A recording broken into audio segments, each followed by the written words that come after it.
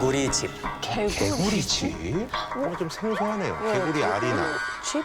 그죠? 개구리집? 이번 사연은요. 경상북도 경주에 살고 계신 정훈 씨가 11살 때 겪었던 일인데요. 지금부터 제가 정훈 씨의 시점에서 이야기를 들려드리겠습니다. 그때는 1985년 초등학교 4학년 여름방학 때였습니다. 저는 방학 때마다 옆마을 고모 집에서 시간을 보내곤 했는데요. 아이고, 정훈이 왔어? 오느라 힘들었지? 그날 역시 평소 아들처럼 챙겨주시던 고모가 버선발로 맞이해 주셨어요. 그런데 고모네 집 마당에 마을 사람들이 바글바글 한 거예요. 인심 좋은 고모는 좋은 물건이나 음식이 생기면 마을 사람들에게 베푸셨고요. 정 많은 마을 분들도 고모네 보답으로 소소한 선물들을 주고 가셨죠. 좋은 분이시. 골수하고 그랬구나. 사실 저희 고모 집은 마을에서 가장 큰 대문을 가진 부잣집이었어요. 고모부가 하는 일마다 대박이 나서 돈을 많이 버셨대요. 근데요, 고모부가 어디 가셨는지 안 보이더라고요. 고모부가 요즘 무리해서 일하더니 몸살이 났나 봐. 괜찮아지실 거야. 그때 누군가 대문을 두드렸습니다. 언니, 형부 좀 괜찮아? 아유, 정훈이 왔네. 옆집 순자 이모였어요. 이웃이. 고모랑 어릴 때부터 자매처럼 큰 사이라 저도 이모, 이모 하며 잘 따랐던 분인데요.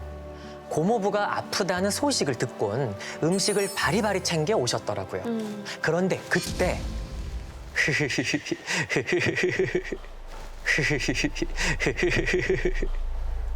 누구야? 어디선가 묘한 남자 웃음소리가 들렸어요. 열린 대문 사이로 처음 보는 아줌마와 키 큰 남자가 지나가는 게 보였습니다. 고모, 저 사람들 누구예요? 아, 얼마 전에 우리 마을로 이사 오셨어.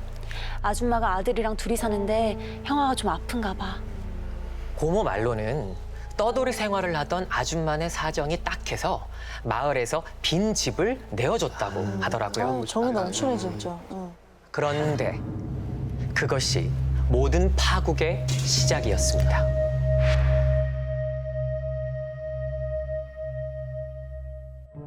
꼭꼭 숨어라 머리카락 보일락.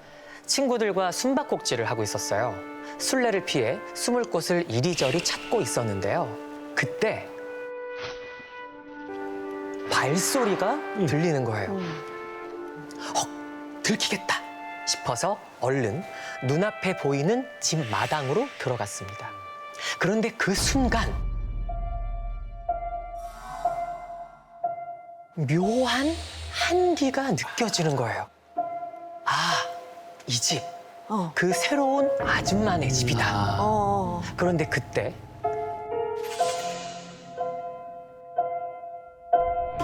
아줌마 집 처막 끝에 그물에 쌓인 무언가가 대롱대롱 매달린 게 보였어요. 근데 그게 꿈틀거리는 거예요. 뭐야? 고개를 빼고 자세히 보니 개구리 수십 마리가 그물 안에서 버둥대고 있는 겁니다. 개구리. 차가난가 보다. 근데 응. 그게 하나가 아니었어요. 개구리와 두꺼비 수십 마리가 마당에 득실거리는 겁니다. 어머, 어머. 그 순간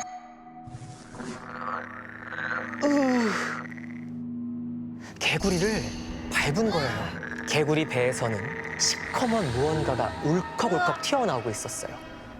바로 그때 왜 죽였어? 너 벌 받을 거야. 어. 아줌마 아들은 처음 봤던 그 실실 웃음 짓던 얼굴은 싹 지워버린 채 꼭 다른 사람처럼 저를 매섭게 내려다보고 있었습니다. 그 후로 저는 아줌마랑 아들이 사는 이상한 개구리집 근처는 절대 가지 말아야지 다짐했죠. 그리고 며칠 후 친구들과 뒷산으로 놀러 갔습니다. 계곡에서 다슬기도 잡고 정신없이 놀다 보니까 벌써 날이 어두워진 거예요. 아, 배고파. 나 이제 갈래. 나도 갈래. 애들을 뒤따라 내려가려는데 어디선가 북소리 같은 게 작게 울리기 시작했습니다. 주위를 둘러보니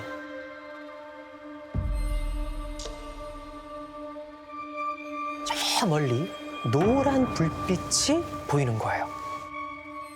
그런데 저게 뭐지?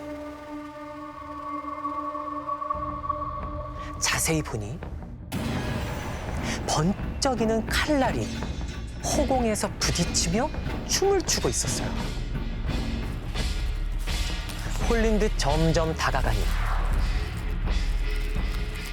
형체가 또렷하게 보였습니다.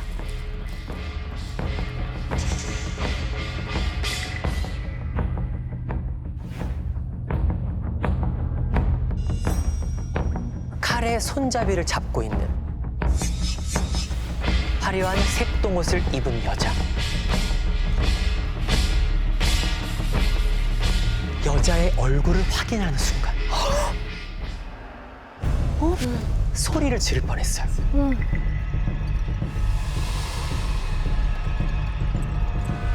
그 개구리집 아줌마요.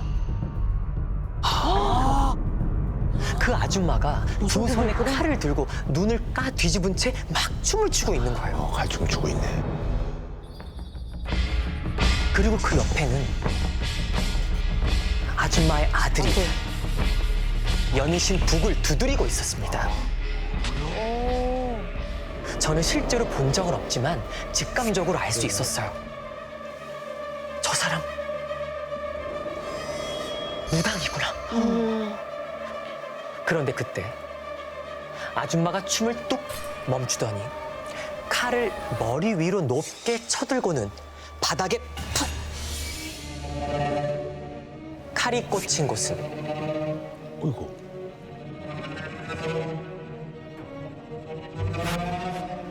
누군가의 무덤이었습니다. 저주를 내는 건데 이러면. 그 모습을 본 아줌마 아들은 다리만큼 기다란 돌망치를 손에 쥐더니 무덤에 꽂힌 칼의 손잡이를 퍽 마구 내려치기 시작했어요.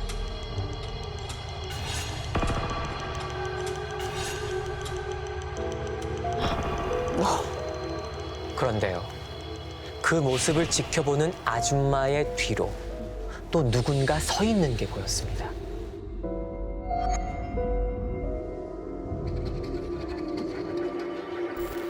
길고 새까만 머리, 새까만 옷, 피를 뒤집어 쓴 듯한 새빨간 얼굴은 정확히 보였어요. 무덤에 칼이 깊숙이 들어갈수록 여자의 입꼬리는 찢어지게 올라갔죠. 바로 그때 으악! 하며 검붉은 액체를 토해내기 시작했어요. 여기서 도망쳐야 돼. 들키면 죽을 수도 있어. 저는 입을 틀어막고 벌떡 일어나 뒤도 돌아보지 않고 산을 뛰쳐내려갔어요. 우와, 무섭다. 그날 이후 산에서 본 아줌마의 얼굴이 계속 머리에 맴돌았습니다. 개구리집 아줌마가 무당이라는 건 저만 아는 것 같았어요.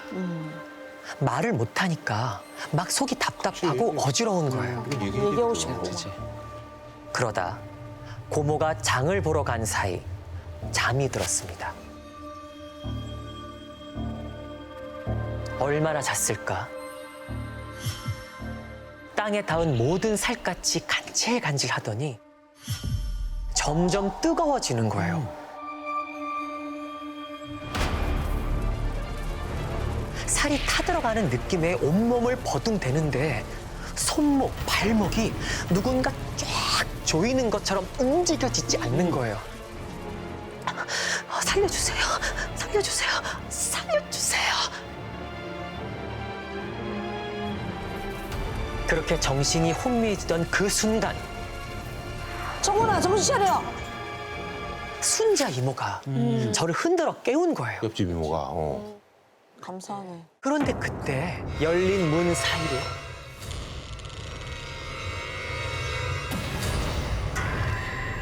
산속에서 피를 뒤집어 쓰고 있던 그 여자가 저를 매섭게 노려보고 있었어요. 오, 뭐야? 순자 이모, 귀신이에요. 저기 저 귀신. 얘가 왜 이래? 아니, 귀신이 어딨어? 아유, 죄송합니다. 순자 이모의 말에 다시 보니 그곳엔 개구리집 아줌마가 서 있었습니다. 아줌마는 저를 빤히 쳐다보더니 천천히 사라졌죠. 주의를 주고. 저는 더 이상 이곳에 있으면 안 될 것 같다는 생각이 들었습니다. 그래서 그날 곧바로 도망치듯 집으로 갔습니다. 그런데 얼마 후 충격적인 연락을 받게 됩니다.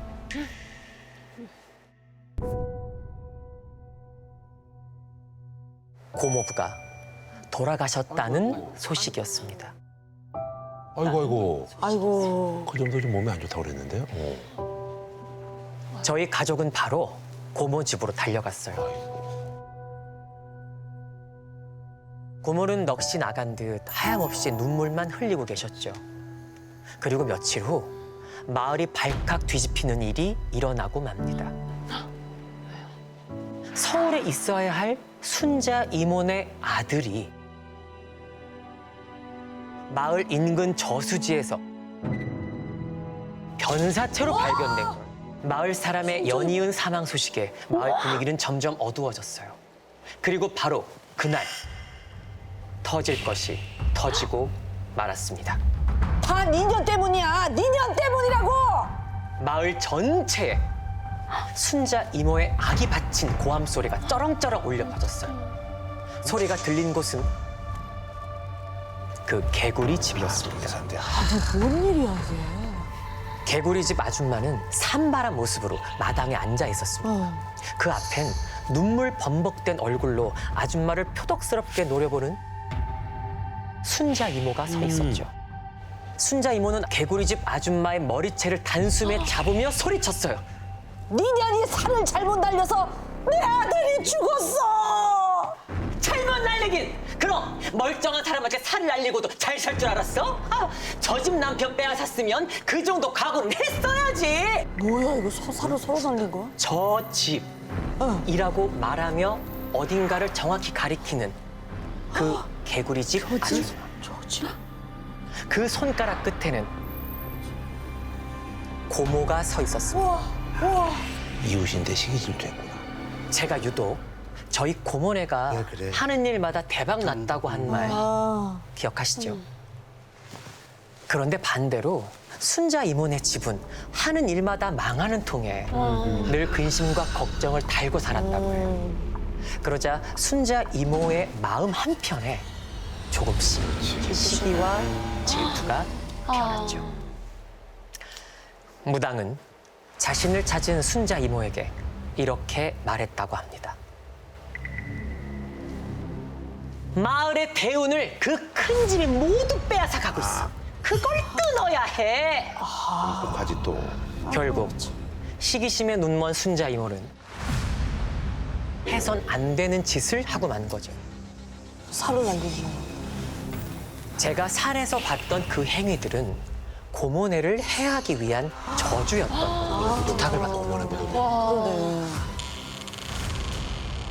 저를 감시하는 듯했던 무당의 눈빛도 제가 아닌 고모부를 향했던 것이었죠. 저는 아직도 개구리집 무당의 마지막 말을 잊을 수 없습니다. 너네도 다 죽을 거야! 너